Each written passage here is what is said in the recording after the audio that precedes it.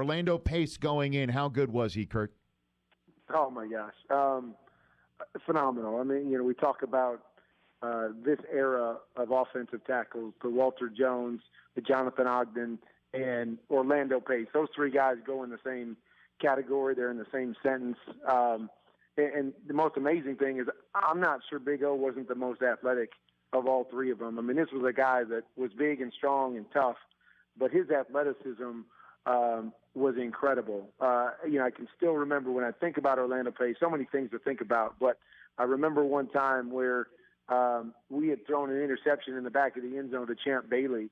We were on about the 10-yard line, and he picked it off in the back of the end zone and had a clear line down the sideline, to our left side where Orlando Pace was. And I saw Orlando getting a dead sprint, and he caught Champ Bailey by the 50-yard line and tackled him.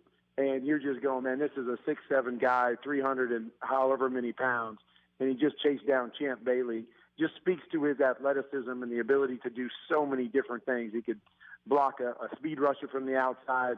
He was strong enough that if you had any kind of a bull rusher, he could dominate there as well. He could get down the field in the run game. I mean, he was so versatile and so good. And, the amazing thing is because of the greatest show on turf, we kind of forget about Orlando Pace a little bit because they talk about all the weapons. He made what we did possible because he shut down the backside and he allowed us to hold the ball and throw it down the field. He allowed us to put five guys out because we knew without a doubt he was going to shut down the opposing team's best player. Kurt, you played 53 career games with the St. Louis Rams. Do you recall the number of exact games you played without Orlando Pace on the field protecting you? I do not, but I'm sure there wasn't.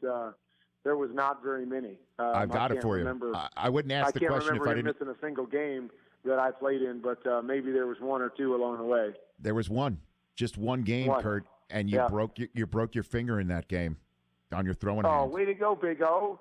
Okay, it's all on Big O now. I didn't even put that together, but I'm going to have a conversation with him tomorrow when I see him. But do you remember what your mindset? I guess if you don't recall the number of games you played without him, but I mean, what did he bring to your comfort level, knowing that when you turned a certain way, you didn't have to worry about what was coming behind you? Yeah, and if you think back to that era and when we started playing together, that was the area where the defense's best pass rusher was always on the left side because so many quarterbacks and was always on the backside. That's changed a little bit with different players we have like Von Miller and, when you get bookends, good pass rushers can go to that right side. But for the longest time, the best pass rusher was on the blind side of the quarterback, which was 99% of the time, the left side. And, we would go into a game plan meeting every week and, what our coaches would do is they would always highlight certain players, the best players on the other teams, and say, okay, we got to, this is the guy we have to take care of. This is the guy we have to worry about. And although the best player on the other team was, the defensive end, on our left side in most situations, that guy was never highlighted the time that I was in St. Louis. There was never a concern about that guy, no matter how good he was. We knew we could just X that guy out. We never had to give him help. We never had to give him extra protection. We knew he was going to be on an island every time we threw it, and we threw it a lot.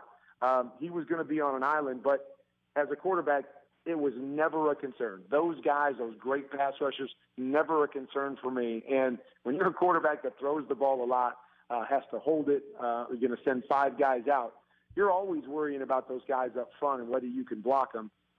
In the case of Orlando Pace, that was just never a concern. The Rich Eisen Show, weekdays at noon Eastern on Audience.